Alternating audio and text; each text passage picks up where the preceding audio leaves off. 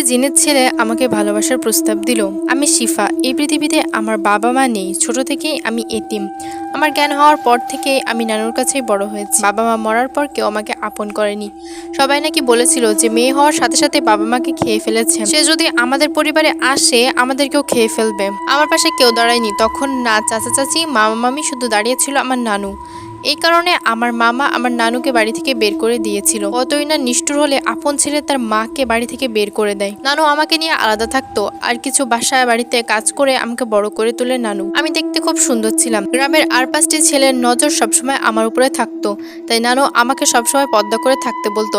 আমি মাদ্রাসায় পড়ালেখা করেছি, আর এখন বাড়িতে বাড়িতে গিয়ে ছোট বাচ্চাদের কোরআন শিক্ষা দেই। সেখান থেকে কিছু টাকা আসে, কারণ নানু এখন আর কাজ করতে পারে না, তার অনেক বয়স হয়েছে।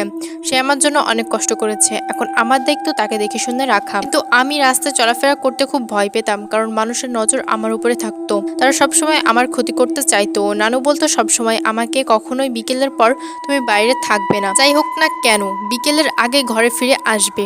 আমি সর্বমোট 5টা বাড়িতে 5টা বাচ্চাকে কোরআন শিক্ষা দিতাম। একদিন আমার সব বাচ্চাদের পড়িয়ে আসতে আসতে প্রায় সন্ধ্যা হয়ে যায়। আমি একটি যুবতী মেয়ে, তাছাড়া গ্রামের সকলের নজর আমার দিকে থাকতো।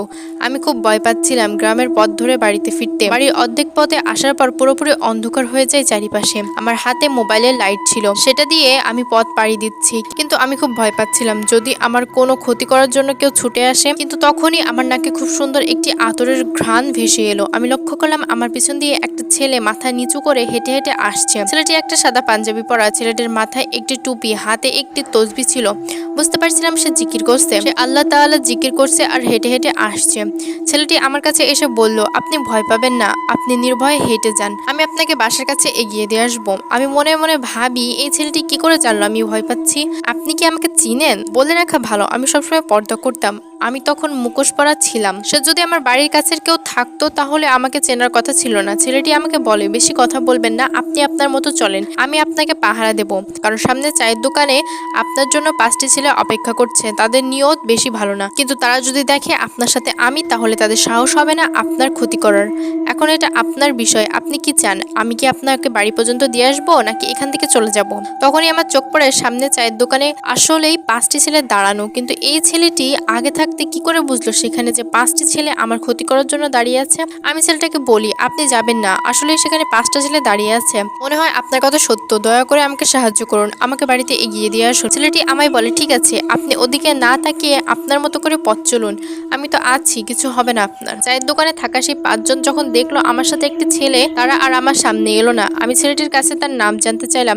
সে বলে, আমার নাম ইব্রাহিম। দেখতে দেখতে আমি বাড়িতে চলে আসি, কিন্তু যখনই আমি ঘুরে ছেলেটিকে একটি ধন্যবাদ দিতে যাব, আমি দেখি আমার পিছনে কেউ নেই। কিন্তু সে তো আমার পিছনেই ছিল, চোখের পলকে কোথায় হারিয়ে গেল সে? যাই হোক, সে তো আমার অনেক বড় একটি উপকার করলো। ছেলেটি না থাকলে হয়তো আজ আমি অনেক বড় বিপদে পড়ে যেতাম। আমি বাড়ির ভিতরে চলে যাই। নানু আমাকে দেখে আমার কাছে ছুটে আসে আর বলে, তুমি এত রাত পর্যন্ত বাইরে কেন ছিলে? আমি নানুকে বলি, আখির আম্মু তার মেয়ের বেতনটা দিতে চেয়েছিল, টাকাটা ম্যানেজ করে দিতে দিতে কিছুটা সময় লেগে গিয়েছিল, তাই একটু দেরি হয়ে গেল। নানু আমাকে বলে, তুমি একা একা এলে কি করে? আমি নানুকে বলি, একটা ছেলে আমাকে বাড়ির পথে এগিয়ে দিয়ে গেল, ছেলেটিকে দেখে অনেক ফরেজগার মনে হচ্ছিল, কিন্তু আমি তার মুখটা ঠিকভাবে দেখতে পারিনি। ছেলেটি খুবই ভালো, সে আমাকে বাড়ির কাছে এগিয়ে দিয়ে গেছে। আর জানো নানু, গ্রামের ওই চায়ের দোকানটা কিছু ছেলে আমার দিকে বাজে নজরে তাকাচ্ছিল। বারবার ওই ছেলেটার কারণে আজকে আমি অনেক বড় একটি বিপদের হাত থেকে বেঁচে গেছি। নানু আমাকে বলে, যা করে আল্লাহ ভালোর জন্যই করে, তুমি যাও ঘরে গিয়ে রাতের খাবারটা তৈরি করো। আমি নানুর কথা মতো ঘরে এসে রাতের জন্য খাবার রেডি করি,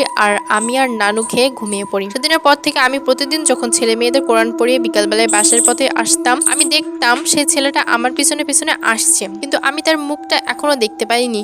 সে মাথা নিচু করে মাটির দিকে তাকিয়ে হাঁটতো। এভাবে বেশ কিছুদিন ছেলেটি আমার পিছনে পিছনে আসে।